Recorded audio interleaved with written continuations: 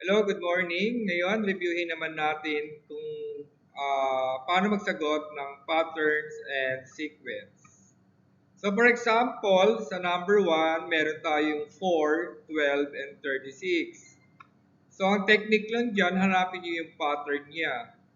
So kung mapapansin nyo, pwede nating tingnan kung may common ratio ba siya or common difference. Tandaan nyo palagi na kapag arithmetic sequence, meron siyang common difference. At kung geometric sequence ay meron siyang common ratio. So try natin yung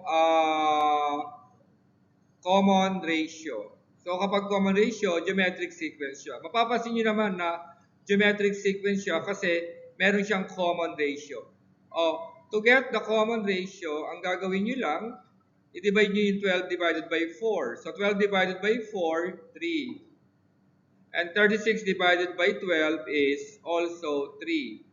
So meron siyang common ratio na 3. Ibig sabihin, para makuha yung next number, i-multiply nyo sa 3 yung 36. Tandaan, multiply the common ratio to the last number or by the last number. So 3 times 36, so gamit yung calculator, so 3 times 36, so kung hindi kayo marunong, mag-manual computation tayo, 3 times 36, so this is 3. 3 times 6 is 18. Carry 1, then 3 times 3, 9 plus 1 is equal to 108. So, the next number is 108. So, ganyan lang kadali yung number 1. Tandaan, kunin lang yung pattern. Kunin lang yung common ratio. Now, look at example number 2. Ano kayang pattern meron siya? We have 2, 6, 14. So, kung mapapansin nyo, kapag dinoble natin yung 2, di ba? Times 2 plus 2 siya. Nakakuha nyo?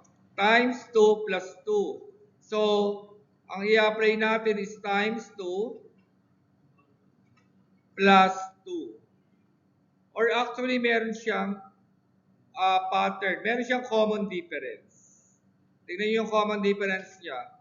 6 minus 2, apply muna natin yung times 2 tsaka plus 2. 2 times 2, 4 plus 2, 6. 6 times 2, 12 plus 2, 14. 14 times 2, 28 plus 2, 30. Therefore, ang next number ay 30. So kapag in-apply natin yung times 2 at saka plus 2. Now, ang isunod naman natin, yung isa, 6 minus 2, 4. 14 minus 6, 8. Tama? Kung mapapansin nyo, nadodoble siya. Nag-multiply by 2. So, times 2 rin siya. Di ba? Nagta-times 2. So, 4 times 2 is 8. Then, 8 times 2. Anong sunod? 16. Tama? 16 plus 14. 30. Kaya siya naging 30. So, ganun lang kadali yan. Kung kunyari, 32 to. Kasi 16 times 2 is 32. Then the last element is 30. No, now, what is the next number? 32 plus 30 is 62. Nakakuha nyo? Naiintindihan? Ay, para ako nagdi-discuss tuloy eh.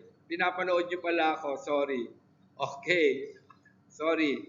Now, we have 1, 8, 27.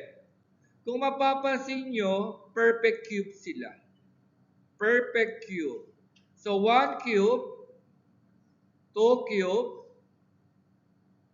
3 cube, and 4 cube. Ang sunod. Kasi 1 times 1 times 1 is 1. 2 times 2 times 2 is 8. 3 times 3 times 3 is 27. And 4 times 4, 16 times 4, 64 ang sagot niya. So, ganyan lang po kadali yung sequence, patterns and sequence. Ang tatandaan nyo lang, alamin nyo lang kung meron siyang common difference, kung merong common ratio, at kung anong klaseng number siya kung wala siyang common difference and common ratio. Tingnan nyo palagi yung pattern, huwag kayong malilito. So, kung hindi nyo pa rin siya naiintindihan, pwede nyo balik-balikan itong video na to.